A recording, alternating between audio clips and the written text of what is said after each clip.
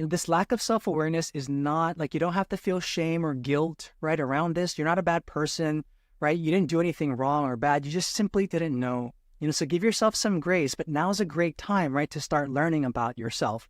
So a few questions and prompts that you can ask yourself within the context of the SAT and ACT is, I have 3 questions for you guys. One, you can try to rank, this is a prompt, not a question, right? So rank the subjects or activities that you enjoy the most and feel most confident about, right? So, some students love to read, right? Some students read, like I have my little niece. I think she's not so little anymore. I think she might be in 4th grade or something, right? But she loves reading. And this has just been a habit that she's developed or cultivated, right? Ever since she was probably like in 1st grade.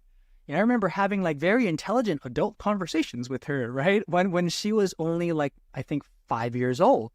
Right. And we would do this cool thing where we would be like, that's interesting. Right. When we didn't know something or we were curious about it. Right. She's adorable. Her name is Hazel. Shout out to Hayes.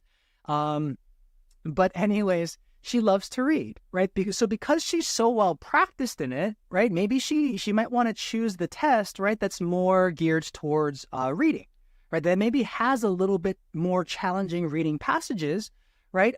Because the curve is going to be a lot softer, right? Meaning that the majority of students won't get as high of scores reading in the reading section because they have trouble, right? Reading more dense, right? Harder to read, more challenging types of passages, Maybe on the other hand though, so maybe you love to read, but maybe you're a fast reader, right? And you can comprehend stuff, right? Even though it's at a basic level, right? So maybe you might not be a deep thinker, right? But you love to read and you can read a lot, in a short period of time. So then in that case, maybe the ACT is good for you. You just kind of see where I'm getting at though, right?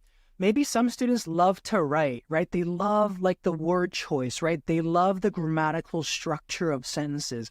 They love varying their sentence structures. I know it's weird, but I enjoy it, I think that colons, and dashes, they're stylistic, they kind of show your character as a writer, and so I'm kind of a grammar nerd when it comes to that type of stuff.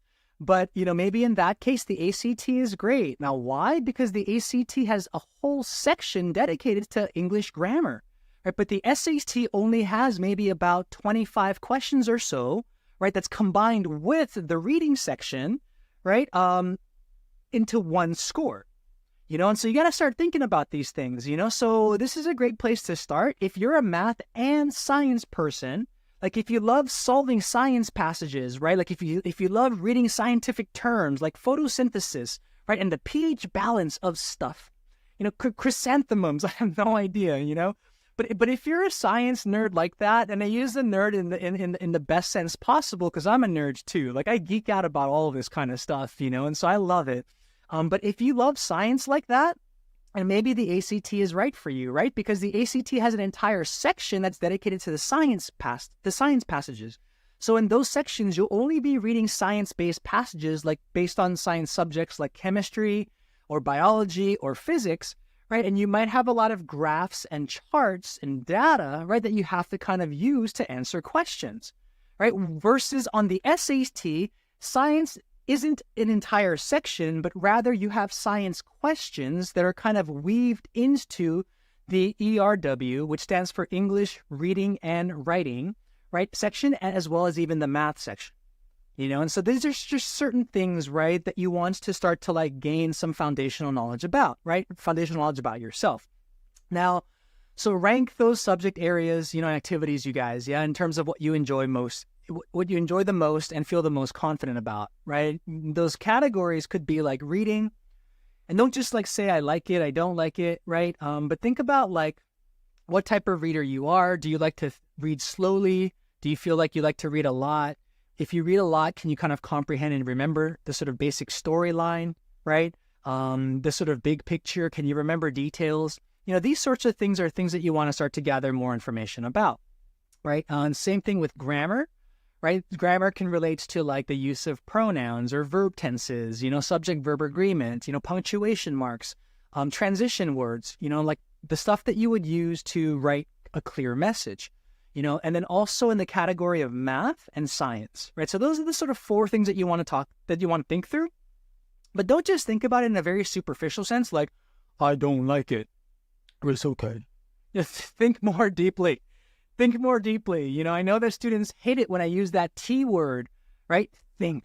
I'm like, you got to think about this stuff, because your brain hurts, right? And I think that brain hurting is a great thing, because when your brain hurts, it means that you're actually working hard. You're building new neural connections in your brain, which means that you're learning, right? So it might hurt the first time, but do it again and again and again and again. And then those connections are going to get stronger and stronger, and you're going to feel less pain, right? It's going to become easier for you to think. Your thinking is going to become more fluid, right?